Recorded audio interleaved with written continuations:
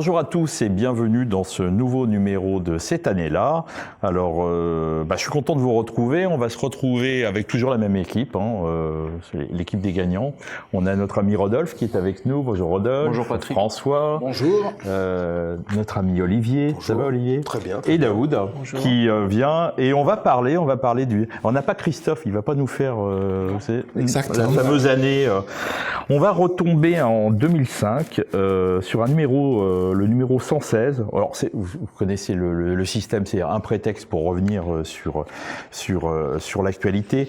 Ce numéro 116 faisait l'éloge de l'Amérique. Alors, je peux vous assurer qu'il n'y en a pas beaucoup des numéros d'éléments qui fait l'éloge de l'Amérique, mais cette Amérique que l'on aimait, on va mettre la couverture à l'écran. Vous allez la voir, vous avez vu, c'est magnifique. Et mon cher François, pourquoi je parle de cette Amérique? Parce que en France, le paradoxe de l'élection américaine, c'est que les Français se sont passionnés et les jeunes Français militants politiques se sont passionnés pour l'élection de Donald Trump. C'est devenu un nouveau héros. Vous aviez fait il y a 2 ou 3 numéros, il y en a beaucoup qui nous l'ont reproché, une couverture avec Musk, Tucker Carlson. Et Trump. Et évidemment Trump, ouais. Et il ne manquait que J.D. Vance. Voilà, ce sont devenus les nouveaux héros d'une jeunesse. Et le paradoxe, c'est que Trump nous explique bien, il va abandonner l'Europe. Oui. Et on va être son principal ennemi avec la Chine et la Russie. Ouais, c'est le retour de l'Amérique.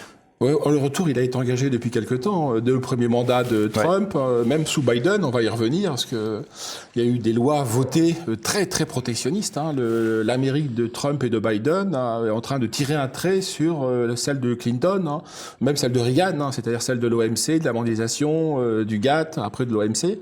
C'est une Amérique qui se recentre sur elle-même. On va en parler. Revenons à cette question de la fascination. Réfléchissant, préparant l'émission, et moi ça me fait penser, je vais revenir quand même, on en a eu pour notre argent, quand même les showman que sont Musk, que sont Trump sont exceptionnels. Trump est un entrepreneur de spectacle de génie, c'est le plus grand artiste contemporain vivant, je dis bien artiste contemporain vivant, cheveux brillantinés, bronzage soigné. La Trump Dance. Ah oui, ça c'est incroyable. Donc, c'est un phénomène viral d'art contemporain. Aucun artiste contemporain ne peut égaler Trump, sauf un catcheur, un match de catch ou l'élection d'une Miss France. Mais je vais y revenir sur cette fascination qui est légitime, parce que vraiment on en a pour notre argent. Mais moi je trouve qu'on est dans la situation des Mélanésiens et des peuples d'Océanie dans les îles Pacifiques à la fin du XIXe siècle quand les Européens sont arrivés. Les anthropologues, les ethnologues ont parlé d'un nouveau culte, d'un nouveau mythe, le culte du cargo. Et nous avons la vision que nous avons de l'Amérique, c'est celle des Mélanésiens, des aborigènes vis-à-vis des Européens et des Anglais. Je m'explique. Quand les Européens, les Anglais en l'occurrence, sont arrivés avec des bateaux cargo, puis après avec des avions cargo, ils arrivaient avec un matériel qui en mettait plein les yeux des peuples dits primitifs à l'époque, donc premiers aujourd'hui, Papous, Mélanésiens, aborigènes, tout ce qu'on voudra. Et on a parlé d'un culte du cargo, c'est-à-dire que les Mélanésiens contrefaisaient des opérateurs radio, parce qu'ils avaient remarqué qu'un opérateur radio, un jour après, il y avait un bateau qui arrivait avec du matériel. Donc ils faisaient des facsimilés, ils construisaient des pistes d'atterrissage fictives, ils construisaient des avions qui ne décollaient pas. Parce qu'ils sont fascinés par la technologie européenne. Et nous sommes fascinés, s'il y a encore un leadership aux États-Unis, en déplaise à Emmanuel Todd, c'est le leadership technologique. Et ce leadership technologique nous fascine. La Silicon Valley nous fascine. La fortune de Musk, la plus grosse fortune au monde. On est qu'au début. Moi, j'ai fait un papier dans Éléments, il y a 3-4 numéros, vous l'évoquiez.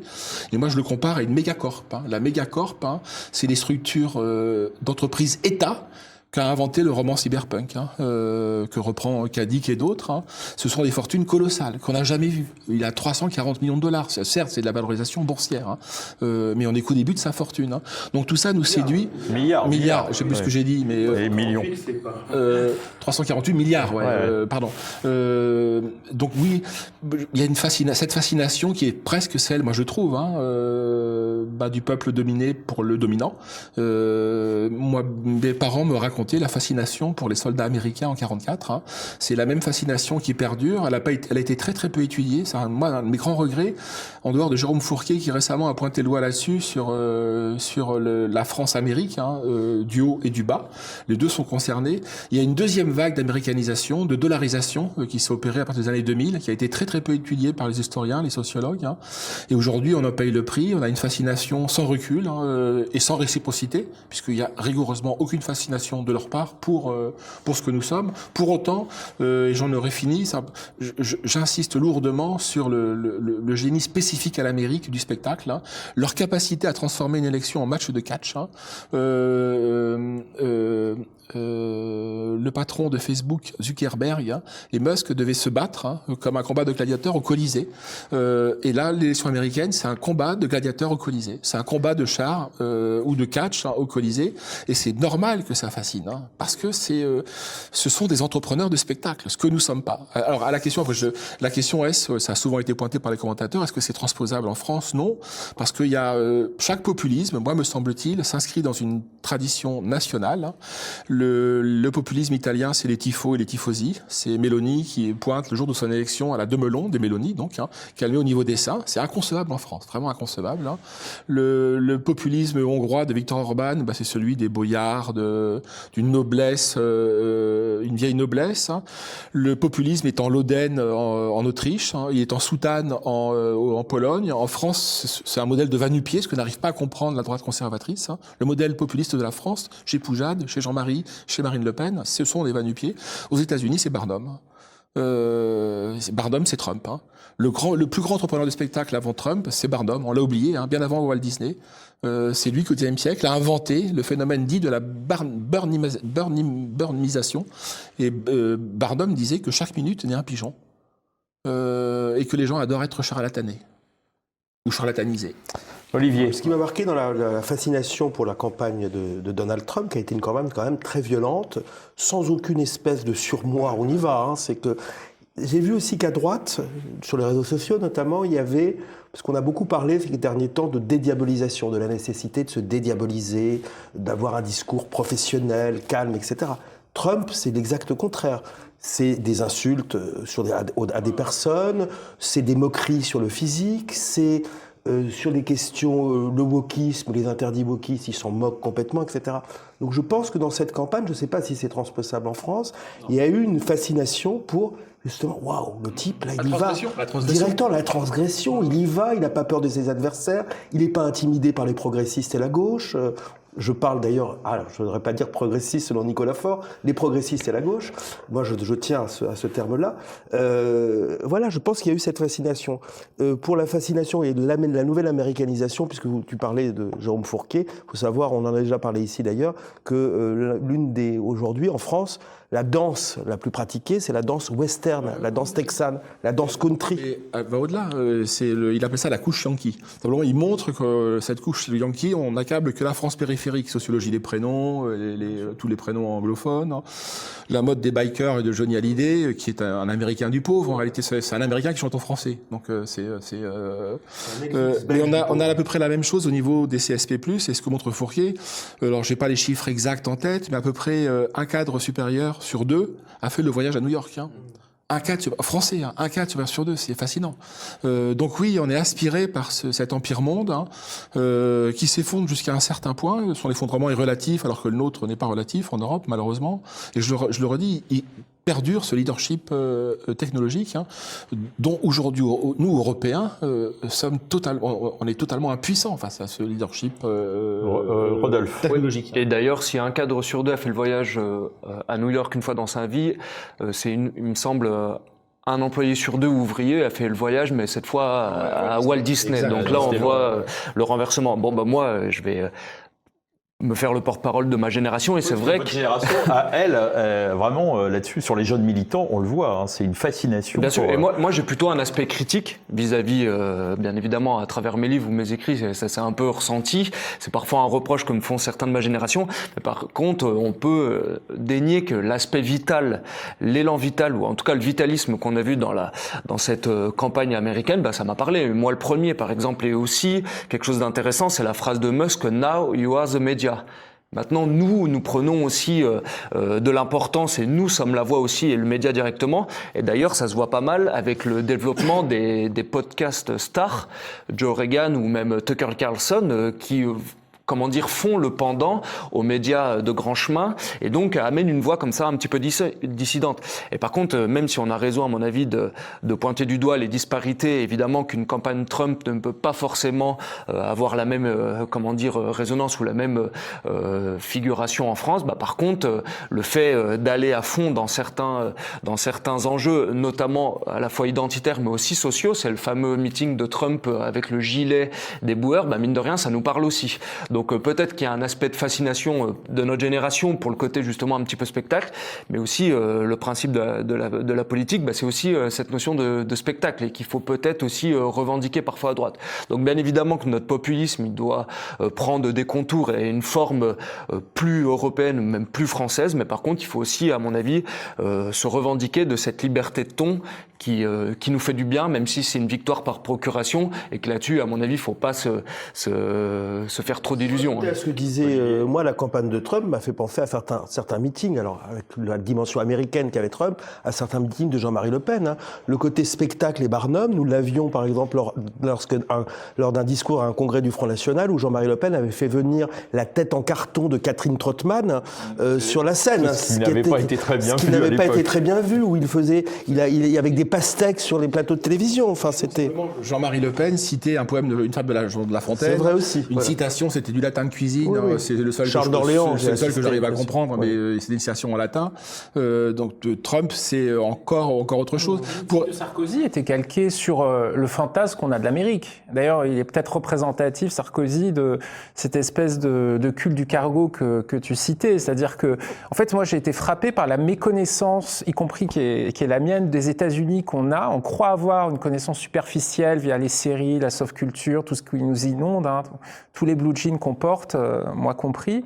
Mais en fait, pour avoir lu l'essai de Troy Olson, qui est une espèce de tête chercheuse du Parti républicain à New York, que j'ai interviewé il y a quelques mois, en lisant son espèce de passage en revue de l'histoire américaine, du populisme américain sur 2 siècles, c'est là que je me rends compte de notre méconnaissance de la culture nationale, des traditions politiques, de l'Amérique des petites villes et finalement de ce qui fait l'essence du populisme américain. Et donc, c'est ça le paradoxe, c'est qu'on connaît une espèce de réplique, de gribouille des États-Unis qui se répandent à travers le monde, mais finalement, la vraie Amérique, on ne la connaît pas. Pour te répondre, Patrick, je pense que cette fascination, alors évidemment, il ne s'agit pas de devenir des Américains, et de fait, pour un certain nombre de jeunes de la génération, les millennials, etc., peut-être que pour eux, il y a un fantasme d'être américain, c'est possible.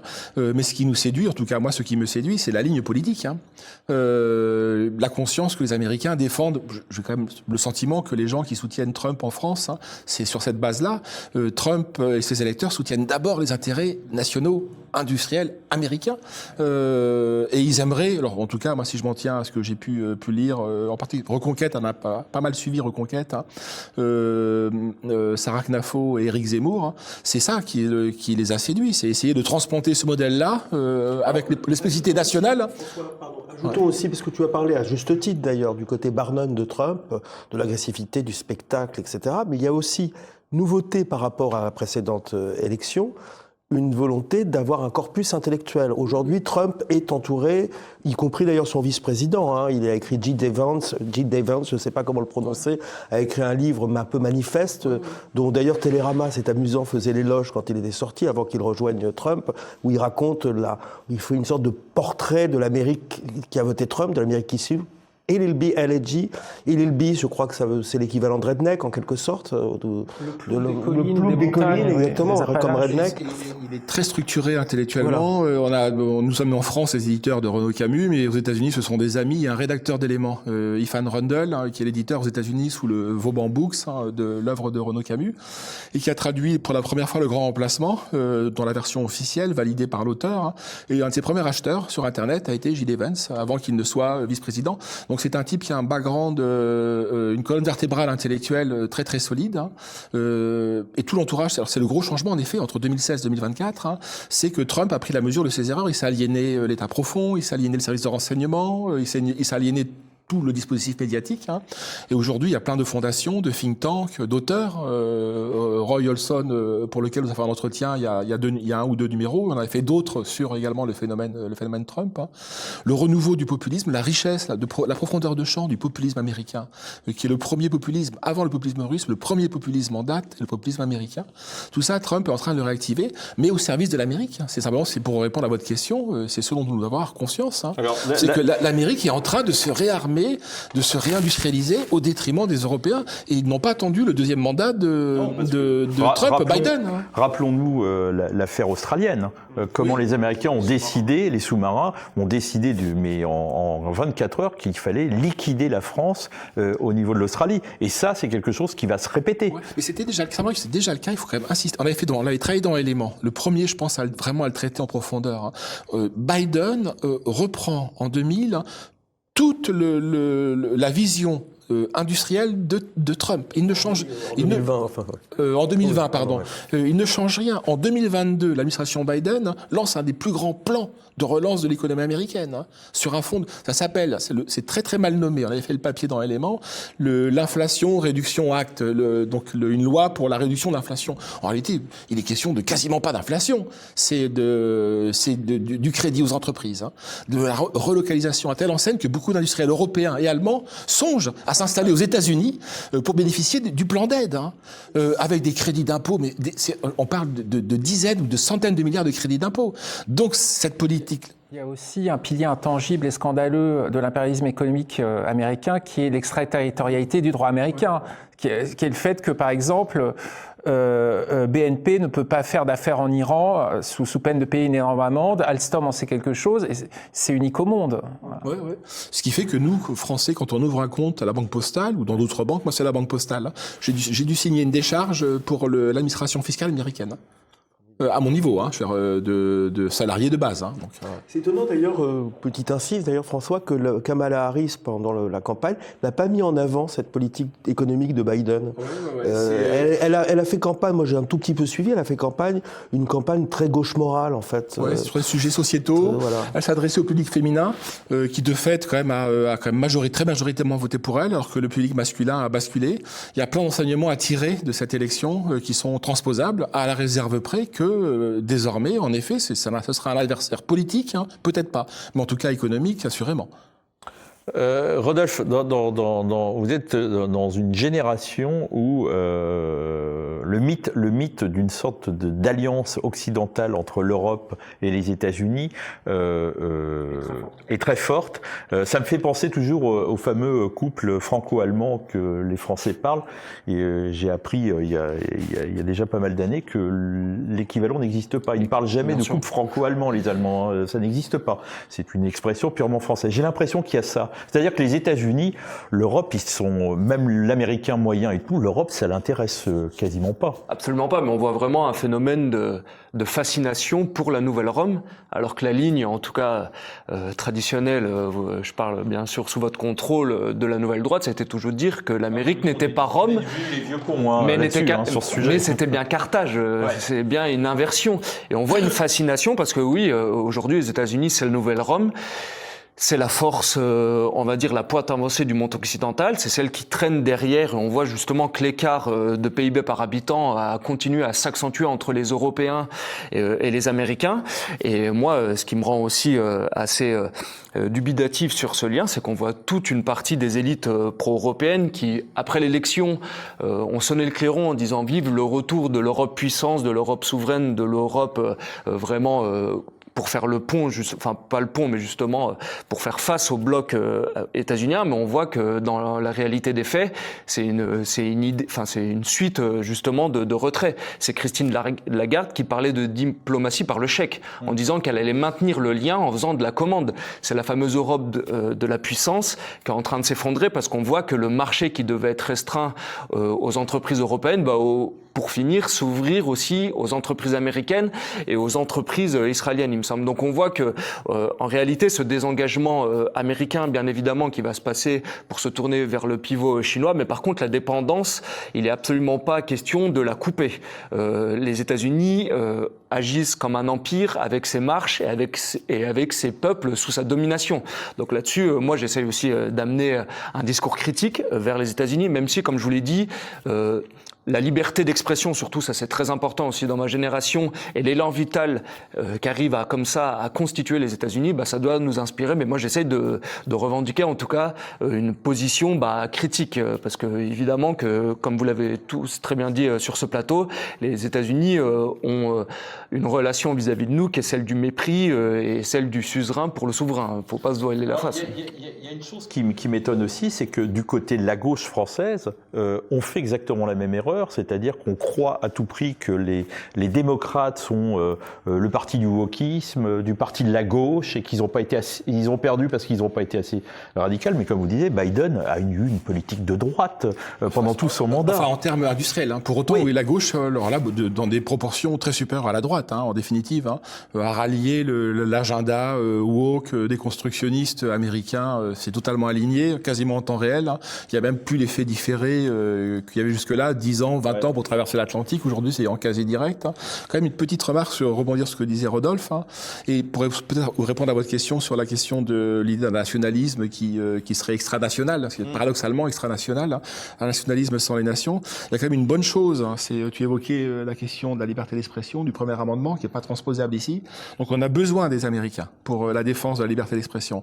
Un des soucis majeurs de l'administration Trump va être de réguler les GAFAM, enfin non, pas de les déréguler plutôt. Le directeur aux télécoms l'a dit très explicitement. Il veut contraindre les GAFAM, mais de manière contraignante, fiscale, en les mettant à l'amende, c'est-à-dire Google, c'est-à-dire Apple, c'est-à-dire etc. Enfin les autres, en dehors de Facebook, bien sûr, en dehors de X, ex-Twitter et de X, les contraindre à ne pas censurer les messages. Ce qui est le cas aujourd'hui. Donc c'est un souci majeur de l'administration Trump, dont il est possible que l'Europe puisse bénéficier, à moins de mettre sur pied de nouvelles réglementations encore plus rigide.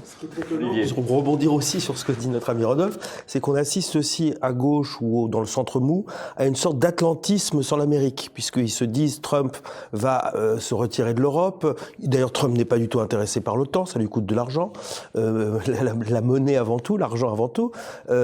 Sur les questions ukrainiennes, je pense qu'il a été très clair, à tel point d'ailleurs que l'administration Biden essaye d'accélérer, de manière parfois d'ailleurs inquiétante, le soutien à Zelensky. Je préfère d'ailleurs parler de soutien à Zelensky que soutien à l'Ukraine, c'est deux choses différentes.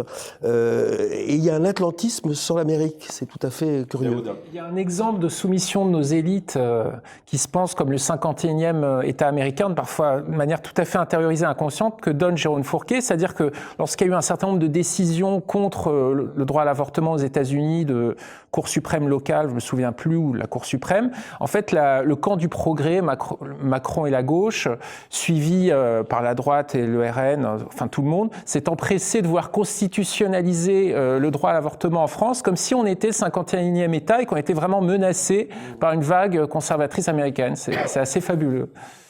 Oui, c'est la boutade de Régis Debray sur le 51e État. Mais par contre, le populisme de Trump, il est aussi intéressant, c'est que, bien évidemment, c'est la figure centrale, mais il a réussi à se doter de toute une équipe avec des figures comme Musk, Tucker Carlson, mais aussi Kennedy, sur le lobby pharmaceutique et aussi de la santé, qui sont des domaines assez préoccupants, notamment pour les États-Unis. Donc c'est vraiment aussi ce populisme, mais collégial, qui est à mon avis assez intéressant. Et peut-être là-dessus il y a des idées à prendre. C'est que oui, il faut une figure centrale, mais derrière il faut aussi faire monter d'autres figures comme ça, qui sont comme un peu des généraux derrière un empereur, si je puis dire, pour reprendre un peu la figure napoléonienne. Et pour poursuivre, ils sont en train de tirer un trait là pour le coup. Ils sont en train de refermer la parenthèse de 30 ans de la mondialisation sous pavillon américain. Il y a un retour du protectionnisme aux États-Unis qui est assumé, donc c'est à nous de nous en inspirer. L'exemple que tu viens de citer sur Kennedy est quand même très très intéressant. Ça veut dire qu'on tire un trait sur l'administration Reagan.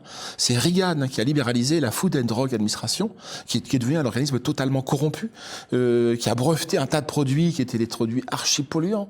Trump est en train de revenir là-dessus. C'est qu'il est en train de prendre la mesure de ce crime contre la population américaine qui est le phénomène de l'obésité, qui n'a jamais que la résultante des politiques de Reagan, de libération de Reagan. Tout ça, Trump, et la crise des opiacés, ce qui tue. Donc c'est quand même, on va se heurter à un mur économique. Hein. On sait qu'on va se heurter à un mur économique qui est très dangereux pour nous, puisqu'il est en train d'aspirer notre économie, nos investissements et même nos entreprises. Hein. Mais nonobstant ça, il y a quand même quelques leçons qu'on peut tirer et de phénomènes qu'on peut importer en Europe. Hein. La question de la radicalité, selon toi, François, tu ne penses pas que la radicalité de la campagne Trump... C'est pas transposable. Moi, j'imagine pas, non seulement Marine Le Pen, c'est pas possible, hein, c'est pas les standards nationaux français. Je n'imagine pas Vincent Bolloré comme Elon Musk, vous l'avez en tête. Hein.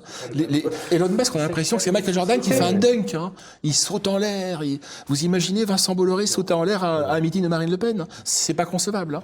D'accord, mais non. Et vous imaginez que le professeur Raoult rejoigne Marine Le Pen. Hein. C'est ça qui s'est passé aux États-Unis. Ils ont Raoult, Musk, hein, qui est une méga star.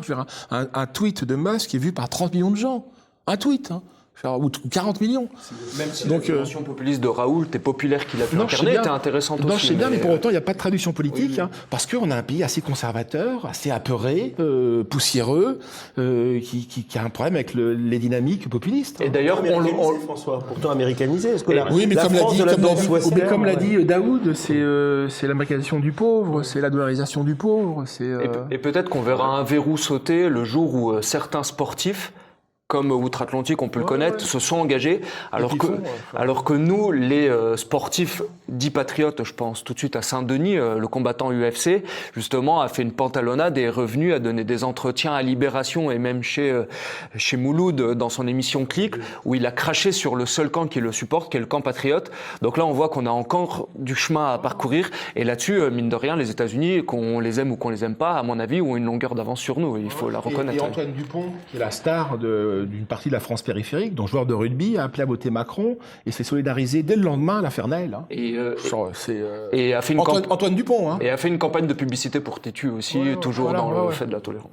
Oh là là, on commence à parler de Tétu. Je pense qu'on va en rester là. Et donc, avant de vous quitter, ce numéro qui est en kiosque vers la fin, est effectivement de la suprématie occidentale. On avait déjà encore 20 ans d'avance en parlant en 2005. Donc, écoutez, on se retrouve le mois prochain pour l'émission Le Plus d'éléments, Olivier, c'est ça? Oui, avec plaisir. Voilà. Merci, bonjour chez vous.